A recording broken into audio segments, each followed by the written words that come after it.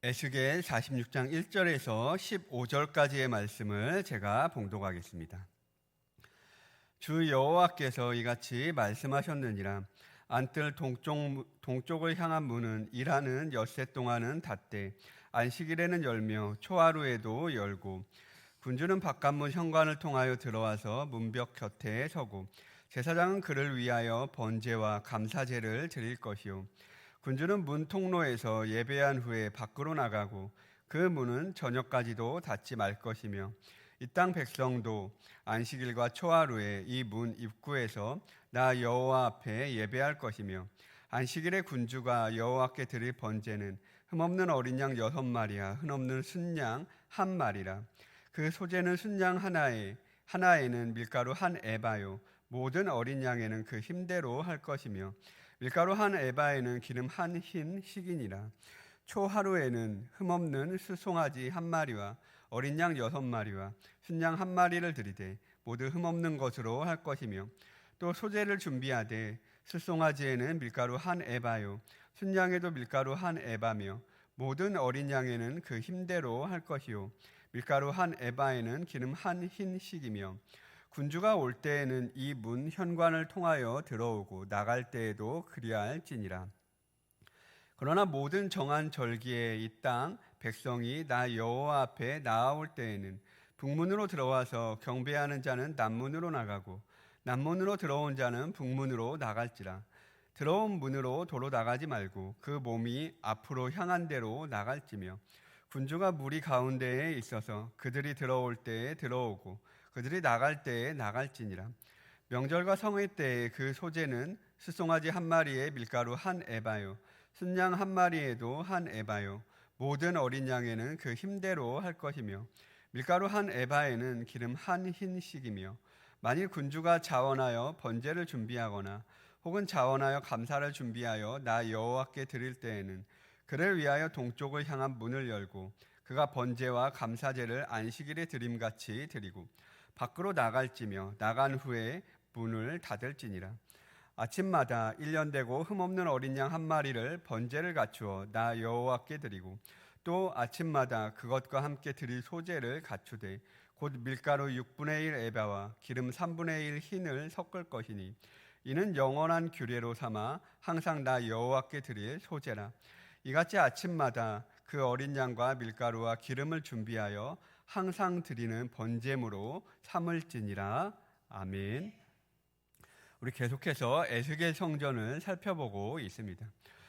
오늘 본문의 말씀들은 안식일과 초하루, 그리고 절기와 성회 때, 그리고 군주가 자원제를 드릴 때 왕과 백성들의, 그리고 그 제사장들의 제사 규례에 대해서 설명하고 있습니다. 재미있는 것은 레위기 제사 규정에는 보이지 않는 이 왕과 백성들의 이동 동선까지도 이렇게 규정하고 있다는 것입니다. 레위기도 우리가 잘 알다시피 제사 때 금지 규정들이 있습니다. 그런데 거의 출입 규정이다라고 생각하시면 됩니다. 예를 들면 가장 거룩한 장소였던 지성소는 이제 대제사장만 1년에 한 번만 대속제일에 들어갈 수가 있었습니다. 이런 출입 규정들이 레위기에는 많이 있습니다. 레위기 연구로 유명한 야콥 밀그롬이라는 학자가 있는데요. 이분은 이제 레위기의 거룩의 구조를 3단계 동심원으로 이렇게 분석을 합니다.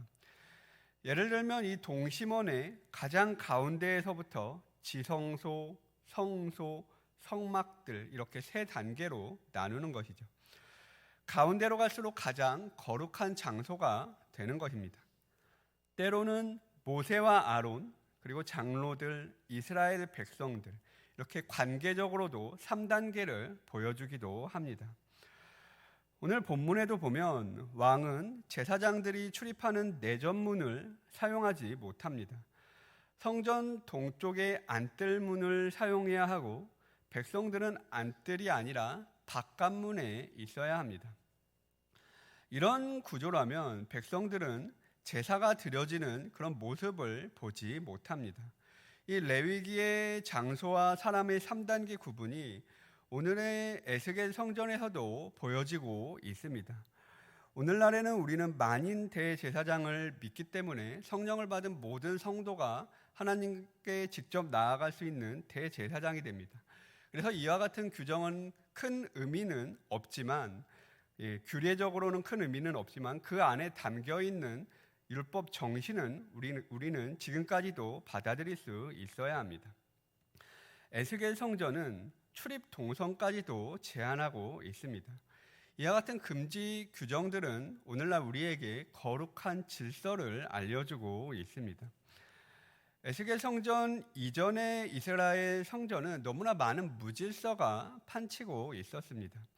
예레미야는 사람들이 바알에게 분향하고 도둑질, 살인, 간음, 거짓 맹세의 죄를 저지른다.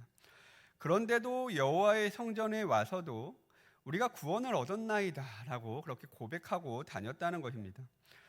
그런데 하나님께서는 말씀하십니다. 내 이름으로 일컬음 받는 이 집이 너희 눈에는 도둑의 소굴로 보이느냐라고 책망하시죠. 그리고 예수님께서는 헤롯 성전에 대해서 또 이 말씀을 인용해서 책망을 하신 적이 있습니다. 우리 에스겔서에서도 마찬가지입니다. 에스겔 8장에 보면 성전문에 우상들이 있고 은밀한 방에서 70장로들이 우상을 숭배했고, 북문에서는 여인들이 단무스를 위해 애곡했고, 안뜰에서는 25명의 남자들이 태양을 숭배했고, 그리고 8장 17절에 그 결과 성전 밖 땅이 폭력으로 가득하게 되었다라고 이렇게 증거하고 있습니다. 이 성전 내부와 밖이 이렇게 분리되지 않는 모습을 에스겔 성전이 말씀하고 있는 것이죠. 아마도 이와 같은 에스겔 안에서의 성전 타락의 묘사가 출입 동선 제한까지 규정하게 된 그런 원인이 된 것 같습니다. 이러한 규정들은 하나님의 거룩이 무지한 사람들에 의해서 침해당하지 않도록 하고, 제사장이나 왕이나 백성들이 하나님의 백성으로서의 책임감을 가지고 거룩을 이루고 실천하는 삶을 살도록 하는 그런 목적이 있는 것입니다. 하나님께 제사를 올려드릴 때 항상 거룩을 생각할 수 있도록, 자기 마음대로 하나님께서 나를 사랑하셔서 용서하셨다 이렇게 고백하지 않도록 책임감을 가지고 살 수 있도록 하는 데 목적이 있는 것입니다. 그것을 생각할 수 있도록 눈에 잘 보이는 규례로 이런 질서를 만들어 놓은 것입니다. 이와 같은 율법적인 규정들은 언제든지 변경될 수 있습니다만, 그러나 이 규정들 안에 담긴 율법 정신은 언제나 변하지 않습니다. 참 우리나라가 요즘 선진국들보다 낫다고 이렇게 많은 사람들이 이야기를 하죠. 외국인들이 의외로 많이 찍어서 이렇게 유튜브에 올리는 것이 깨끗한 지하철이라고 합니다. 출퇴근길에 이렇게 지하철에 사람이 너무 많아서 걱정을 했는데, 사람들이 부딪힘 없이 이렇게 들어가고 나오는 모습에 외국인들이 굉장히 많이 놀란다는 것이죠. 어딜 가든 우리나라는 이렇게 암묵적인 질서들이 있는 것 같아요. 화장실 같은 데 가도 사람이 너무 많으면 저절로 이렇게 변기들 앞에 줄을 서서 바깥까지 이렇게 줄이 이어지는 모습도 이렇게 보이고는 합니다. 카페 테이블에 핸드폰 놓고 가도 안 없어지고, 밤거리가 이렇게 안전하다는 것은 이미 잘 알려진 그런 사실이죠. 이런 질서 있고 안전한 모습이 외국인들에게 굉장히 어필이 되는 모양입니다. 그런데 여러분 잘 생각해 보면 우리나라가 처음부터 이렇지는 않았잖아요. 제가 어렸을 때만 해도 거리에 이렇게 쓰레기통이 있었는데, 쓰레기통만 쓰레기통이 아니라 그 주변까지 전부 이렇게 쓰레기통이었던 그런 기억이 나요. 참 여기까지 오는데 이런 질서 있는 모습을 보여주는데도 우리나라가 꽤 오래 걸린 것 같습니다. 우리나라도 사람들이 경험하고 배우고 깨닫고 해서 이렇게 질서가 잡혀온 것이죠. 이제 운전 쪽만 좀 바뀌면 좋을 것 같은데, 참 이게 이쪽 부분이 힘든 것 같아요. 요새 이제 한문철 씨가 좋은 영향력으로 이렇게 열의를 하고 계시지만, 저도 운전대만 잡으면 참 가끔 이상해진단 말이죠. 이것도 이제 배워가야 하지 않을까 싶습니다.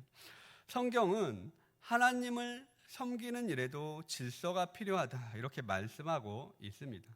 우리 고린도전서에 보면 하나님께서 고린도 교회에 굉장히 많은 영적 은사들을 부어주신 것 같습니다. 그런데 참 이런 사람들이 안타깝죠. 자신의 은사가 최고다. 하나님께서 주신 은사인데 어떻다는 거냐 이러면서 이제 많이 다투었던 모양입니다. 은사는 하나님이 주신 건데, 예언과 방언은 성령님이 말씀하시는 건데 언제 어떻게 말하는 걸 왜 사람이 막냐? 내가 먼저 예언할 거야. 내가 먼저 방언할 거야. 이러는 것이죠. 사도 바울은 이와 같은 고린도 교회의 무질서에 대해서 두 가지 해결책을 말씀하고 있습니다. 첫째는 그리스도인들이 사랑장이라고 고백하는 고린도전서 13장입니다. 바울은 고린도 교인들에게 큰 은사를 사모하라 라고 말씀합니다. 큰 은사들을 사모하는 것은 좋은 일이죠. 그러나 가장 좋은 길은 그 큰 은사를 사랑의 원칙 가운데 사용하는 것이다 라고 바울은 말씀하고 있는 것입니다. 둘째로 바울은 은사들을 질서 있게 사용하라 라고 말씀하고 있습니다. 고린도전서 14장에 보면 사도 바울이 이렇게 말씀합니다. 만일 누가 방언으로 말하거든 두 사람이나 많아야 세 사람이 차례를 따라하고 한 사람은 통역할 것이요 만일 통역하는 자가 없으면 교회에서는 잠잠하고 자기와 하나님께 말할 것이요 예언하는 자는 둘이나 셋이나 말하고 다른 이들은 분별할 것이요 만일 곁에 앉아 있는 다른 이에게 계시가 있으면 먼저 하던 자는 잠잠할지니라. 하나님은 무질서의 하나님이 아니시오 오직 화평의 하나님이시니라. 하나님의 말씀이 너희로부터 난 것이냐 또는 너희에게만 임한 것이냐. 만일 누구든지 자기를 선지자나 혹은 신령한 자로 생각하거든 내가 너희에게 편지하는 이 글이 주의 명령인 줄 알라. 만일 누구든지 알지 못하면 그는 알지 못한 자니라. 그런즉 내 형제들아 예언하기를 사모하며 방언 말하기를 금하지 말라. 모든 것을 품위 있게 하고 질서 있게 하라. 우리 화독교회 안에도 이와 같은 사랑과 질서가 있으시기를 바랍니다. 하나님을 사랑하고 이웃을 사랑하는 그 사랑은 우리의 질서 가운데 나타나는 것입니다. 여러분, 우리가 모두 부모님을 사랑하지만 부모님께 함부로 대하지 못하잖아요. 부모님을 사랑하고 경외하는 마음은 부모님 앞에서 질서 있게 행하는 것으로 나타나는 것입니다. 여러분, 교회 안에 어른이 있다는 게 무슨 뜻일까요? 교회 안에 어른이 있다는 것을 알면 밑에 사람이 싸울 수가 없는 거예요. 하나님이 계시다는 것을 의식하고 있는 사람이 교회 안에서 무질서하게 싸울 수가 없다는 것입니다. 하나님을 사랑하고 하나님의 계심을 의식하기 때문에 오히려 그 앞에서 시끄러운 것을 피하는 것이죠. 이제 곧 추석 명절이 다가옵니다만 식구들이 다 모여있고 그 중에 가장 대장님이신 이 할아버지, 할머니가 이렇게 앉아있는데 손주들이 이제 자기가 더 먹겠다고 싸우다가 동태전 하나가 할아버지 뺨에 탁 붙으면 여러분 그 집안이 어떤 집안일까요? 콩가루 집안이라고 하는 것이죠. 여러분 교회의 주인은 예수 그리스도이심을 믿으시기 바랍니다. 사도 바울은 우리에게 이렇게 말씀합니다. 너희 몸은 너희가 하나님께로부터 받은 바 너희 가운데 계신 성령의 전인 줄을 알지 못하느냐. 너희는 너희 자신의 것이 아니라. 그러므로 삼위일체 하나님께서 교회와 우리의 삶을 온전히 주관해야 합니다. 사랑과 거룩한 질서가 우리의 입과 행동을 주관해야 합니다. 내 입으로 내가 말도 못하냐라고 하는 것은 은혜를 잊은 자만이 할 수 있는 것입니다. 하나님께서 이 교회 안에 우리의 삶 가운데 계심을 잊은 자만이 그렇게 말할 수 있는 것입니다. 교회에서든지 세상에 나아가서는 우리 안에 성령 하나님께서 계심을 기억하시기 바랍니다. 그리하여서 오늘 하루도 하나님과 이웃을 사랑하는 거룩한 질서가 우리 삶 가운데 세워지시기를 예수 그리스도의 이름으로 권면을 드립니다. 우리 기도하겠습니다.